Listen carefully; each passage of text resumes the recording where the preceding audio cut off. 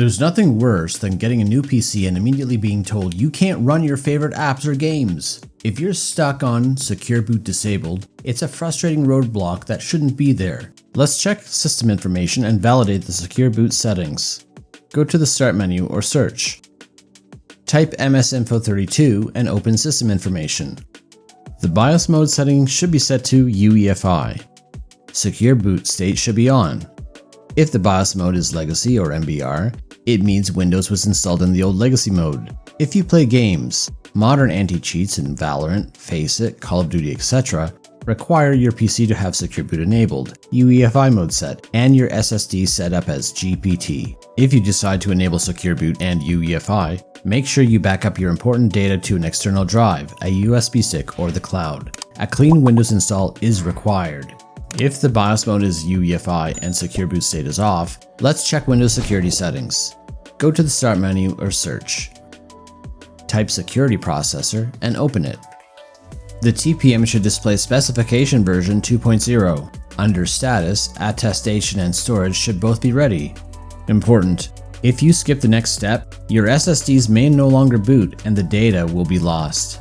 Starting with Windows 11 24H2, Windows may automatically enable BitLocker encryption on your SSDs. To check if encryption is enabled, go to the Start menu or search. Type BitLocker and open Manage BitLocker. Suspend protection on every drive that shows BitLocker on. Reboot your PC and press Delete to enter the BIOS. From the BIOS, go to the Advanced tab, PCHFW Configuration. PTT should be set to Enable. If it's set to Disable, enable it. Click OK. Press F10 to save the changes. Click OK, and then press Delete to enter the BIOS again. If PTT is set to Enable, go back and go to Trusted Computing. Make sure Secure Device Support is set to Enable. SHA-256, PCR Bank, Platform Hierarchy, Storage Hierarchy, and Endorsement Hierarchy should be enabled. Physical Presence Spec version should be set to 1.3. Disable Block SID should be disabled. Go to the Boot tab. Go to CSM Compatible Support module. Set Launch CSM to Disabled. If Launch CSM is enabled, make sure Boot from storage devices is set to UEFI only. Go back and go to Secure Boot. If Secure Boot state is set to Setup, Secure Boot keys are not loaded or not set up. If Secure Boot state is set to User, Secure Boot keys are loaded and set up. Set OS type to Windows UEFI mode. Secure Boot mode can be set to Custom or Standard. Important for Linux users. If you're dual booting Linux and already have Secure Boot enabled in Linux, stop right here. You must enable the Microsoft vendor keys and sign the boot x64.efi file in Linux. Refer to the MOK or SBCTL instructions in your OS on how to enable it.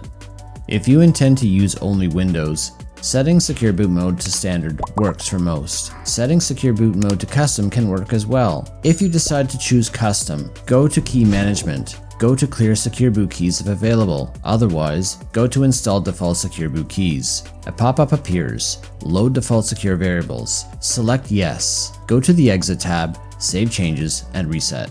When Windows boots up, it may ask you to set up your PIN again. If it does, reset the PIN and continue. After completing these steps, check to make sure BitLocker is re-enabled. Launch BitLocker from the Start menu. BitLocker should be on and no longer suspended. Launch system information from the Start menu. Secure Boot state should now be on. Finally, check Security Processor. Attestation and Storage should both be ready. You've now bypassed the roadblock and your Intel Z790 motherboard is officially ready for Windows and any anti-cheat out there. If this finally cleared that Secure Boot error for you, hit the hype button. It really helps a small channel like mine get seen by more people facing the same issues. Thanks for watching and have a good one.